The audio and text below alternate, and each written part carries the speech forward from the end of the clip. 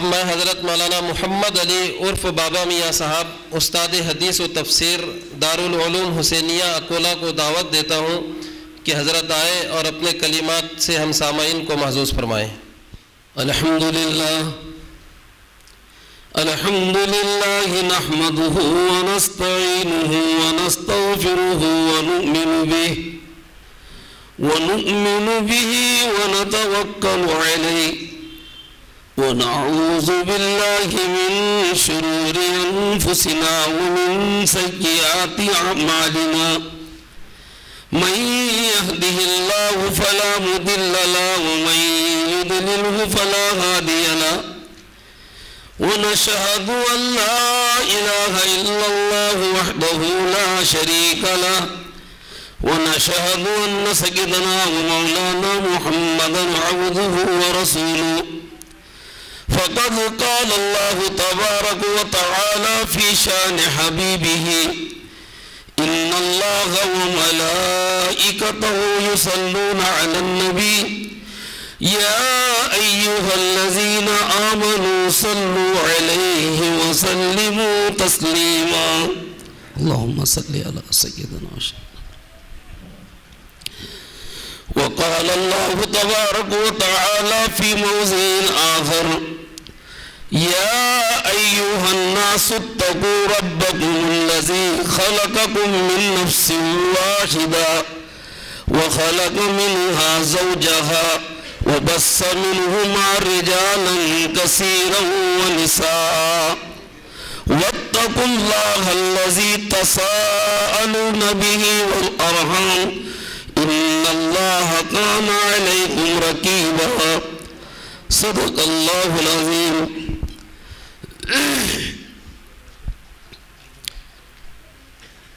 محترم صدر جلسہ مولانا محمد یوسف صاحب مدظ اللہ علی، اسی طریقے سے ہمارے دوست مولانا محمود بیگ صاحب مدظ اللہ علی، مولانا سید افسر صاحب مدظ اللہ علی، میرے عزیز مفتی انیس الدین صاحب اور اسی طرح دیگر علماء اکرام، حفاظ اکرام اور معزز سامعین،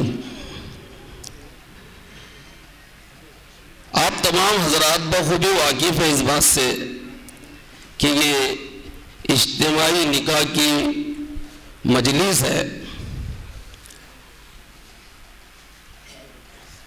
ازدواجی زندگی کے عنوان پر بات کرنے سے پہلے اس پس منظر کو ذہن میں رکھنا ضروری ہوگا کہ اسلام سے پہلے مختلف تہذیبوں، مختلف تمدنوں، مختلف معاشروں میں عورت کو کیا مقام حاصل تھا۔ تاریخ عالم کا مطالعہ کرنے سے یہ بات روز روشن کی طرح آیا ہو جاتی ہے کہ اسلام سے پہلے مختلف تہذیبوں، مختلف تمدنوں، مختلف ممالک میں عورت اپنے بنیادی حقوق سے بالکل محروم تھی۔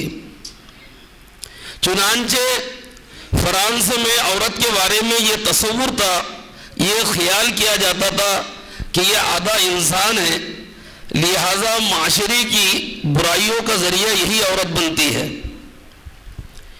چین میں عورت کے بارے میں یہ تصور تھا کہ اس میں شیطانی روح ہے، اس لیے معاشرے میں جتنی بھی برائیاں ہیں یہی عورت انسان کو اس کے طرف دعوت دیتی ہے۔ جاپان میں عورت کے بارے میں یہ تصور تھا، یہ خیال کیا جاتا تھا کہ یہ ناپاک پیدا کی گئی ہے، اس لیے اس کو مقدس جگہوں سے اور مقدس جگہوں سے اور عبادت گاہوں سے اس کو دور رکھا جاتا تھا۔ ہندو ازم میں جب کسی عورت کا شوہر مر جاتا تو اس عورت کو معاشرے میں قدر کی نظر سے نہیں دیکھا جاتا تھا، عزت کی نظر سے نہیں دیکھا جاتا تھا۔ اس کے لیے واحد ایک ہی علاج تھا کہ وہ اپنے شوہر کے ساتھ اپنے آپ کو زندہ جلا کر ختم کر ڈالے، جب جا کے معاشرے میں اس کو عزت کی نظر سے دیکھا جاتا تھا۔ عیسائی دنیا میں عورت کو معرفت الہی کے راستے میں رکاوٹ سمجھا جاتا تھا، تو تو لڑکیوں کو تعلیم دی جاتی تھی کہ وہ کنواری بن کر زندگی بسر کرے، جبکہ مرد راہب بن کر زندگی بسر کرنے کو اعزاز سمجھتے تھے۔ جزیرۃ العرب میں خود ماں باپ اپنی لڑکیوں کو اپنے ہاتھوں سے زندہ درگور کر دیا کرتے تھے، غرض کے چاروں طرف عورت کے حقوق کو پامال کیا جا رہا تھا۔ جزیرۃ العرب میں اگر کسی عورت کا شوہر مر جاتا تو جیسا دوسرا مال وراثت میں تقسیم کیا جاتا، ایسی بیوی بھی تقسیم کر دی جاتی تھی۔ جو عورت کل تک ماں تھی وہ بیوی بن جایا کرتی تھی۔ جزیرۃ العرب میں جب کسی عورت کا شوہر مر جاتا تو مکۃ المکرمہ میں ایک کال کوٹری میں اس کو 2 سال کے لیے رکھا جاتا تھا، اور وہاں پر اس کو ضروریات زندگی تو بات کی بات، طہارت کے لیے پانی بھی میسر نہیں ہوتا تھا۔ 2 سال جتن کاٹنے کے بعد اگر وہ عورت زندہ بھی رہتی تو مکۃ المکرمہ میں لایا جاتا تھا، اس کا منہ کالا کیا جاتا تھا، پورے مکہ میں اس کو گھمایا جاتا تھا، جب جا کے اس کو قدر و عزت کی نظر سے دیکھا جاتا تھا۔ شوہر مرا اپنی قضا سے، اس میں بیوی کا کیا قصور، مگر یہ مظلومہ اتنی بے بس تھی کہ یہ اپنے حق کے لیے آواز نہیں اٹھا سکتی تھی۔ ایسے عالم میں اللہ تبارک و تعالیٰ نے میرے اور آپ کے آقا سرور کائنات، فخر موجودات، شفیع المذنبین، رحمت للعالمین، سب کہو صلی اللہ علیہ وسلم کو اسلام جیسی عظیم نعمت دے کر بھیجا۔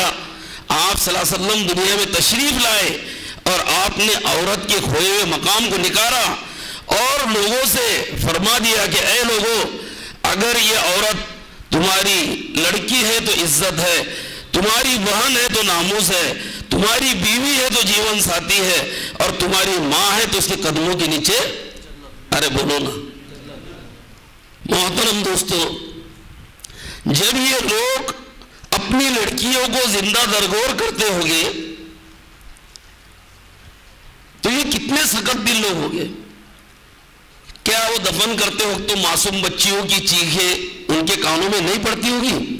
کیا ان کے وہ ضمیروں کو نہیں جھنجھوڑتی ہوگی؟ ایسے عالم میں میرے اور آپ کے آقا صلی اللہ علیہ وسلم نے فرمایا کہ اگر کسی کے گھر میں 2 لڑکیاں ہو اور وہ ان کی اچھی طریقے سے پرورش کرے اور پھر مناسب رشتہ دے کر اس کی شادی کر دے تو فرمایا وہ اور میں جنت میں اس طریقے سے ہو گیا۔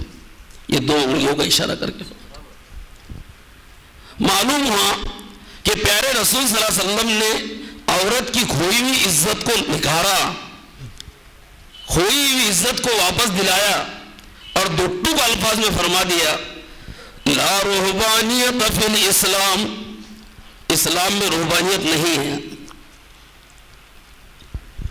فرمایا کہ اگر کوئی لڑکی کسی لڑکے سے شادی کرتی ہے اور وہ اگر ازدواجی زندگی گزارتی ہے تو آپ یقین جانو یہ لڑکی اس کے دین کے راستے میں اس کی معین اور مددگار ثابت ہوگی۔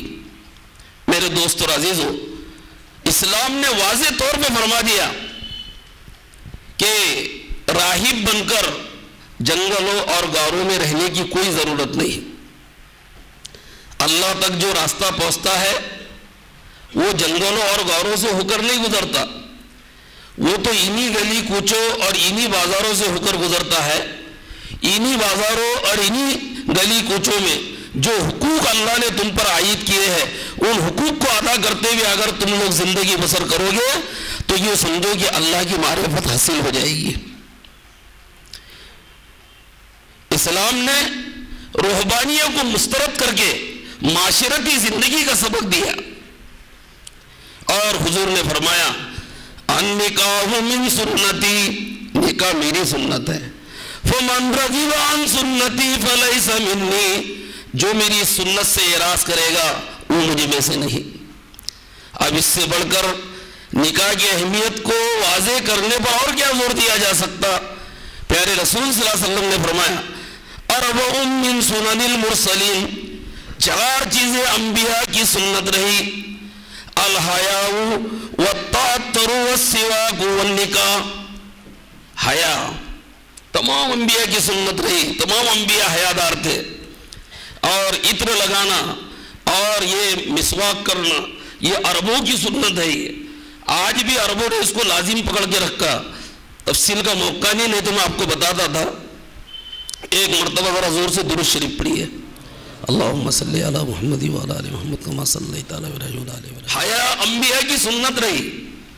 حضرت یوسف کا واقعہ میں مختصر انداز میں آپ کو سناؤں کہ حضرت یوسف کے سامنے زنا کے دروازے کھلے ہوئے ہیں اور خطرات سے بظاہر اطمینان ہے. جوانی قیامت بھری روپ میں کھڑی ہوئی ہے اور جوانی کا دریا موج زن ہے.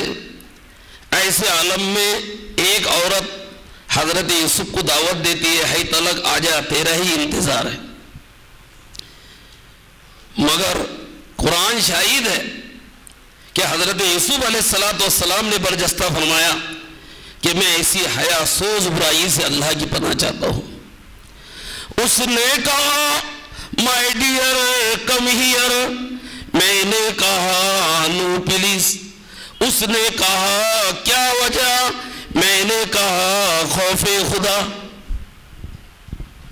اور عطر یہ تمام انبیاء کی سنت رہی. اور نکاح یہ بھی، اور مسواک. اللہ فرماتا ہے: وَلَقَدْ أَرْسَلْنَا رُسُلًا مِّن قَبْلِكَ وَجَعَلْنَا لَهُمْ أَزْوَاجًا وَذُرِّيَّةً.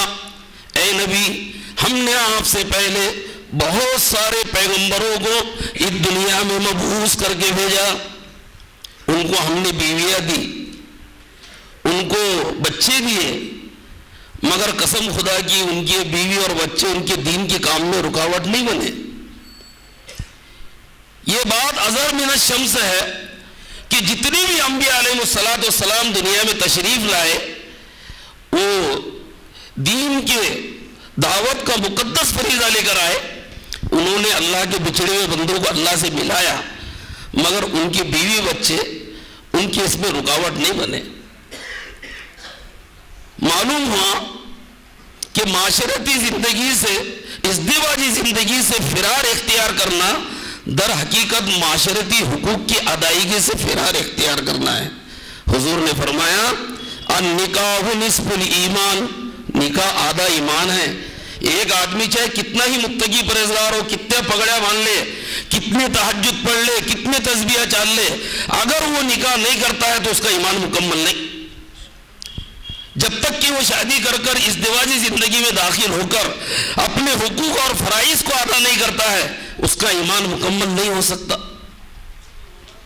ایک آدمی جوان ہے اور اس کے باوجود وہ شادی نہیں کرتا، حدیث میں فرمایا وہ مسکین ہے.